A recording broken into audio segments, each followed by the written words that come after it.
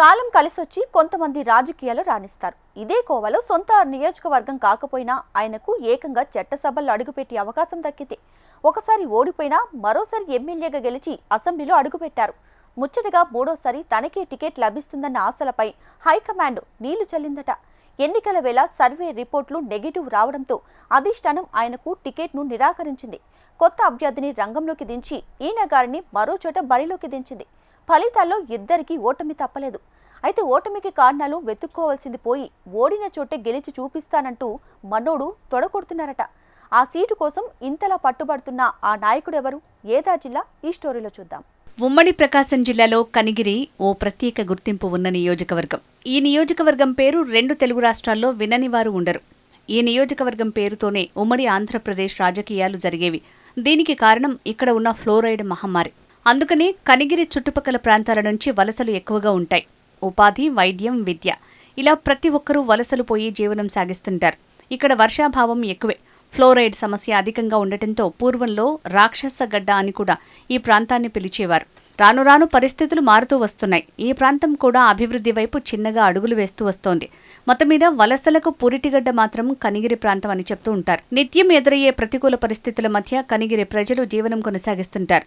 అయినా జీవనం సాగించాలనే కోరిక బలంగా ఉంటుంది. ఇక్కడి రాజకీయాలు కూడా రసవత్తరంగానే ఉంటాయి. ప్రస్తుతం తెలుగుదేశం పార్టీ అభ్యర్థి డాక్టర్ ఉగ్ర నరసింహారెడ్డి కనిగిరి నియోజకవర్గం ఎమ్మెల్యేగా ఉన్నారు. అంతకుముందు వైసీపీ తరపున ఎమ్మెల్యేగా బుర్రా మధుసూదన్ యాదవ్ ఉన్నారు. 2014లో మొదటిసారి అనుకోకుండా వైసీపీ తరపున రాజకీయాల్లోకి వచ్చారాయన.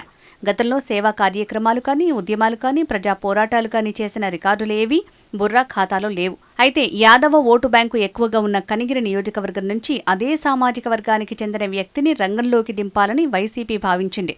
దీంతో అప్పట్లో వైసీపీ టికెట్ బుర్రాను వరించింది. అయితే మొదటి ప్రయత్నంలో విఫలమైన బుర్రా రెండో ప్రయత్నంలో 2019లో ఎమ్మెల్యేగా గెలిచి చట్టసభల్లో అడుగుపెట్టారు. 2024 ఎన్నికలు వచ్చేసరికి బుర్రా గ్రాఫ్ అమాంతం పడిపోయిందట. దీనికి ఆయన స్వయంకృతాపరాధమే కారణమంటారు స్థానికులు. సొంత సామాజిక వర్గం మనుషులను కోటరీగా పెట్టుకోవడంతో మిగతా వర్గాలు దూరమయ్యారట. దీంతో పాటు రాజకీయాల్ని వ్యాపారంగా మార్చారన్న అపవాదు కూడా బుర్రాపై లేకపోలేదు. పైగా తనకు నచ్చని వారిని రాజకీయంగా, ఆర్థికంగా ఇబ్బంది పెట్టేవారన్న ఆరోపణలు ఉన్నాయి. ఈ విషయాన్ని గుర్తించిన వైసీపీ అధిష్టానం అదే సమయంలో రెడ్డి కార్పొరేషన్ చైర్మన్గా కనిగిరి నియోజకవర్గానికి చెందిన చింతల చెరువు సత్యనారాయణ రెడ్డిని నియమించింది. దీంతో 2 సామాజిక వర్గాల మధ్య గ్యాప్ మరింత పెరిగిందనే టాక్ కూడా వచ్చింది. అయితే సత్యనారాయణ రెడ్డి సొంత సామాజిక వర్గంలో కూడా పట్టు సాధించలేకపోయారట. ఫలితంగా ఈ ఇద్దరు నేతలపై నియోజకవర్గంలో అట్టర్ ఫ్లాప్ ముద్రపడిందట. ఈ క్రమంలో బుర్రాను 2024 ఎన్నికల్లో కనిగిరి నుంచి కందుకూరు బదిలీ చేసిందట వైసీపీ అధిష్టానం. 2024 ఎన్నికల్లో కందుకూరు తన గెలుపు కోసం పనిచేయకుండా కనిగిరిలో వైసీపీ తరపున పోటీ చేసిన దద్దాల నారాయణ ఓటమి కోసం ఎక్కువ ప్రయత్నించారన్న అపవాదు బుర్రాపై ఉంది. చివరికి నారాయణకు ఓటు వేసేందుకు బుర్రా ఆసక్తి చూపలేదట. తన ఒక్క ఓటుతోనైనా నారాయణ ఎక్కడ గెలుస్తారోనన్న కుట్రతో కనిగిరి పొలిమేరల్లోకి బుర్రా వెళ్లలేదన్న ప్రచారం ఉంది. కనిగిరిలో వైసీపీ అభ్యర్థి నారాయణను ఓడించాలన్న బుర్రా పంతం వెనుక బలమైన కారణం లేకపోలేదట.